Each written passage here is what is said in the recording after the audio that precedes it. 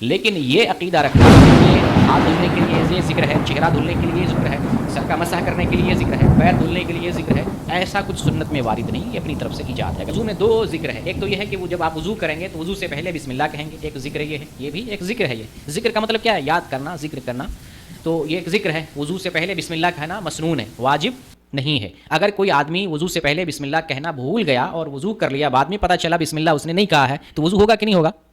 ہو جائے گا۔ کیوں ہو جائے گا؟ کیونکہ یہ مسنون ہے، واجب نہیں، ٹھیک ہے۔ اور جب وضو کر لیں تو ایک دوسرا ذکر ہے، وضو کرنے کے بعد وہ کون سا ذکر ہے؟ وہ دعا ہے، اشہد ان لا الہ الا اللہ وحدہ لا شریک لہ واشہد ان محمدا عبدہ ورسولہ۔ صحیح مسلم میں اتنا ہی آیا ہے، لیکن ترمذی کے اندر اضافہ اللہم اجعلنی من التوابین واجعلنی من المتطہرین۔ صحیح مسلم میں ایک ٹکڑا آیا ہے، دوسرا ٹکڑا یہاں آیا ہے، اور ترمذی میں دونوں ٹکڑا ایک ساتھ آیا ہے، تو یہ دونوں پڑھ سکتے ہیں۔ اور اگر کوئی ایک ٹکڑا بھی پڑھتا ہے تو الحمدللہ وہ بھی کفایت کر جائے گا، دونوں پڑھتا ہے تو بہتر ہے۔ اور اس دعا کی فضیلت بھی آئی ہے، صحیح مسلم میں ایک ہی ٹکڑا آیا اور وہی فضیلت آئی ہے کہ جو اچھے طریقے سے وضو کرتا ہے اور وضو کے بعد اس دعا کو پڑھتا ہے تو اس کے لیے جنت کے 8 دروازے کھول دیے جاتے ہیں، جس دروازے سے داخل ہونا چاہے داخل ہو سکتا ہے۔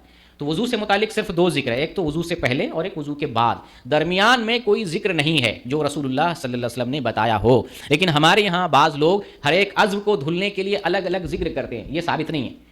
یہ بتانے کا مقصد آج جو درس ہے، ذکر کو سمجھیں کہاں کیا پڑھنا ہے، سنت میں کیا وارد ہے، سنت کو فالو کریں، سنت کو جانیں اور سنت کے حساب سے کریں۔ ہاں اپنی طرف سے اگر آپ مطلب چاہتے ہیں خاموش نہیں رہنا، ذکر کر رہے ہیں یا ذکر کرتے رہتے ہیں، اس میں کوئی حرج نہیں، لیکن یہ عقیدہ رکھنا کہ ہاتھ دھلنے کے لیے یہ ذکر ہے، چہرہ دھلنے کے لیے یہ ذکر ہے، سر کا مسح کرنے کے لیے یہ ذکر ہے، پیر دھلنے کے لیے یہ ذکر ہے، ایسا کچھ سنت میں وارد نہیں، یہ اپنی طرف سے ایجاد ہے۔ اگر کوئی ایسا کر رہا ہے لیکن آپ خاموش نہیں رہنا چاہتے ہیں، ذکر کرنا چاہ رہے ہیں، ذکر کر رہے ہیں، تو بغیر تخصیص کے آپ ذکر کر رہے ہیں، اچھی چیز ہے، ہمیشہ ذکر کرتے رہنا چاہیے، وضو کے دوران بھی کر سکتے ہیں، وضو کے بعد بھی کرتے رہنا چاہیے، جس میں کوئی حرج کی بات نہیں، لیکن الگ الگ عضو دھلنے کی کوئی دعا قرآن و حدیث میں ثابت نہیں ہے۔